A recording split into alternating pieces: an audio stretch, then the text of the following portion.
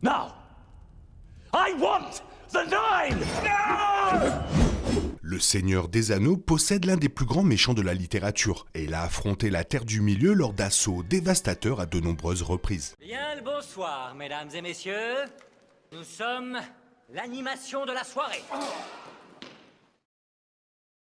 Le méchant de Tolkien n'a combattu que quelques ennemis en combat singulier, et encore moins gagné. Mais le Seigneur des Ténèbres Sauron était engagé dans le leadership militaire depuis le début de son allégeance avec Morgoth, au début d'Arda. Comme le dit le Silmarillion, dans tous les actes de Morgoth sur Arda, Sauron a joué un rôle. Initialement leader des campagnes de Morgoth, Sauron a rapidement dépassé Morgoth en tant que numéro 1 le plus recherché de la Terre du Milieu.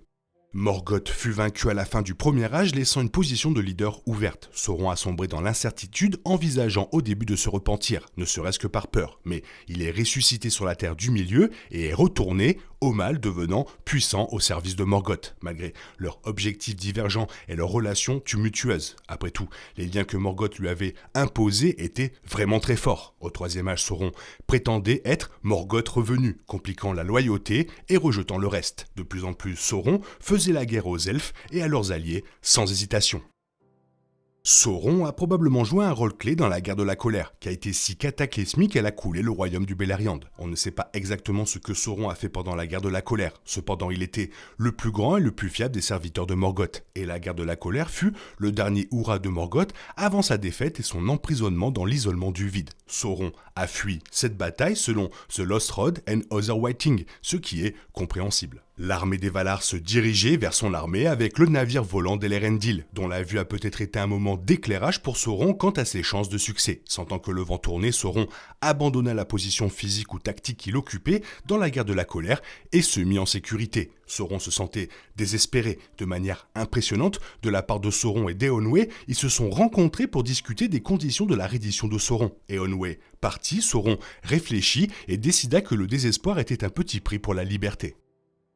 Le siège de l'Eregion de Sauron a dévasté un royaume elfique, dynamique au cours du deuxième âge de la Terre du Milieu. Après avoir refusé de tenir compte des conditions d'Eonwë, Sauron retomba lentement dans l'ambition et la force. Déguisé, il a demandé aux elfes de l'aider à forger ses anneaux de pouvoir, grâce auxquels il envisageait de conquérir le monde. Sauron a fabriqué l'anneau unique, l'a mis, et les elfes qui l'avaient trompé dans Eregion étaient immédiatement conscients de son identité et de ses plans pour les maîtriser, car il portait des anneaux qui les reliaient à Sauron. À partir de ce moment-là, la guerre n'a jamais cessé entre Sauron et les elfes, et l'Eregion a été dévastée et Celebrimbor tué, ce qui a été révélé plus en détail dans les contes inachevés. Dans une version de cette histoire, il y en a quelques-unes bien sûr, Celebrimbor mena une sortie depuis Eregion, repoussant les forces de Sauron. Selon l'annexe B du Seigneur des Anneaux, Ost-in-Indil, la capitale de l'Eregion, tomba en 1697. La bataille de Goatlo fut la dernière bataille de la guerre du second âge entre les elfes et Sauron, décrite dans les contes inachevés. Après l'attaque de Sauron sur l'Eregion, Sauron tourna son attention vers l'Indon. Pendant ce temps, le toujours sage Gil-galad avait fait appel aux faveurs de Numénor, face à la domination envahissante de Sauron. Ils arrivèrent en 1700 du second âge, trop tard pour l'Eregion, mais les elfes ripostaient à travers l'Eriador. Les Numénoréens arrivèrent juste à temps et les forces de Sauron furent repoussées du Lin. Poussées vers le sud-est, les troupes de Sauron furent attaquées par derrière par une partie de la force numénoréenne. Cette flotte numénoréenne est arrivée à l'embouchure du Goatlo et a totalement vaincu Sauron, ses troupes étant tuées ou dispersées et Sauron lui-même s'échappant tout juste. Sauron assiégea Imladris, autrement connu sous le nom de Foncombe, pendant sa guerre contre les elfes, comme le précisent les contes inachevés. Après que Sauron ait saccagé Eregion, Elrond emmena un contingent d'elfes à Foncombe, où il fonda l'un des bastions les plus puissants des elfes. Sauron a attaqué Foncombe, gardant ses habitants enfermés dans la zone, sans accès à un soutien ou à des ressources extérieures. Les forces de Foncombe ont riposté. Pendant ce temps, Sauron emmena la majorité de ses forces avec lui, continuant vers l'ouest. Sauron envahit Eriador, mais fut affaibli par la perte des soldats qu'il avait laissés derrière lui pour assiéger Foncombe. Finalement, les Numénoréens arrivèrent pour soutenir les elfes, ils ont gagné la bataille de Goatlo, les forces de Sauron étant diminuées, Elrond fut soutenu par Gil-galad pour ravager la légion qui bloquait Foncombe. Sauron s'est enfui au Mordor, laissant l'Eriador en ruine. Après sa guerre contre les elfes, le prochain assaut militaire de Sauron sur la Terre du Milieu fut la bataille de Dagorlad. Après avoir détruit Eriador et revenu au Mordor, Sauron a été kidnappé par les Numénoréens, a accédé au pouvoir à Numénor, s'est noyé et s'est retrouvé chez lui, au Mordor. Esprit immortel maillard qu'il était, la mort du corps n'était qu'un simple inconvénient pour Sauron, mais c'était un énorme inconvénient. Après la chute de Númenor, Sauron ne put plus jamais reprendre une forme équitable, perdant l'un des principaux outils de sa boîte à outils de tromperie. Soignant son âme et sa fierté, Sauron a reconstruit son corps et son armée. Lorsqu'il fut suffisamment fort, il attaqua le Gondor, qui avait été fondé par Elendil et ses fils, après avoir échappé au sort de Númenor. Le Gondor a retenu l'armée de Sauron, donnant à Elendil et Gil-galad la chance d'unir leurs forces pour former la dernière alliance et de rencontrer Sauron au combat sur Dagolad, la plaine en face du Mordor. Ils repoussèrent Sauron et l'assiégèrent dans le Mordor, forçant Sauron à les rencontrer en personne. Elendil et Gil-galad renversèrent Sauron mais moururent dans le processus, laissant Isildur couper l'anneau unique de son doigt, veillant à sa mort.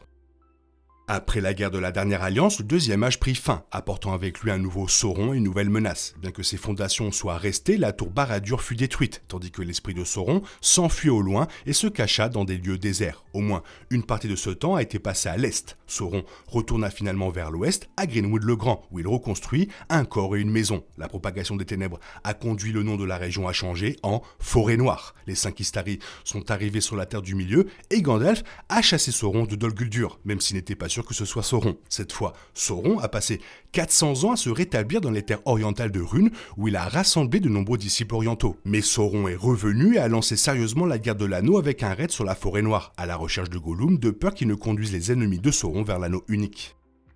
Sauron a attaqué la Forêt Noire et attaqué Osgiliath le même jour, déclenchant la guerre de l'anneau. Le 20 juin en 3018 du troisième âge, Sauron a lancé cette double attaque avec un double objectif. Il avait pour objectif de récupérer Gollum à la Forêt Noire, qu'il venait de terminer d'interroger et qu'il avait seulement lâché dans l'espoir qu'il le conduirait à l'anneau unique. Il visait également à dissimuler ses intentions de trouver l'anneau unique. En attaquant le Gondor, Sauron espérait que l'apparition croissante des puissants spectres de l'anneau ne rassemblerait qu'à une tactique d'expansion, par opposition à la folle poursuite de l'anneau unique qu'elle était réellement. En attaquant Osgiliath, Sauron visait également à tester l'armée de Denethor. Alors que cette double attaque était couverte dans l'annexe B du Seigneur des Anneaux, elle a été développée dans les contes inachevés.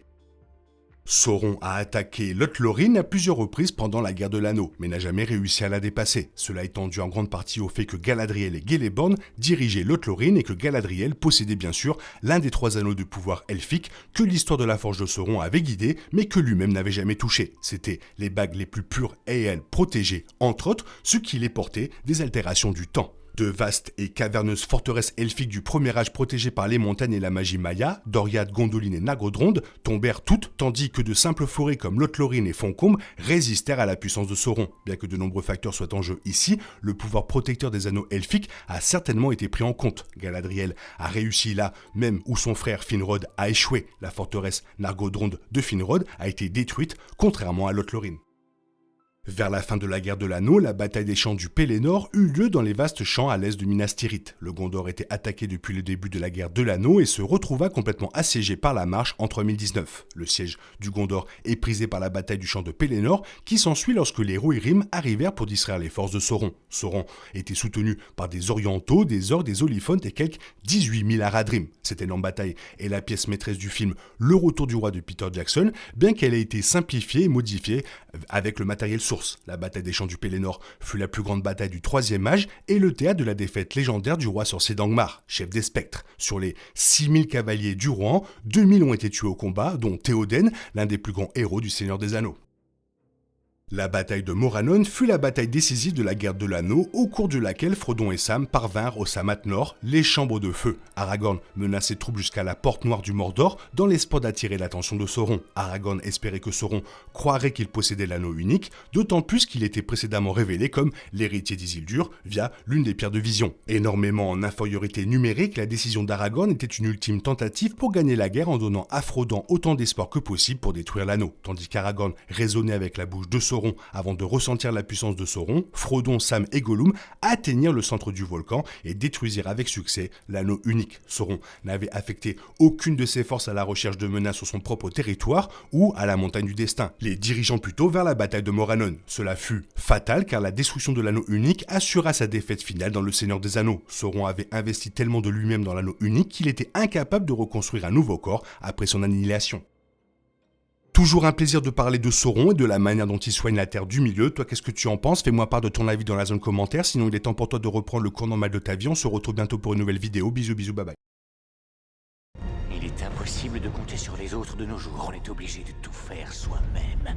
Je me trompe? Rien de grave, j'avais tout prévu. Où va le monde, je vous le demande.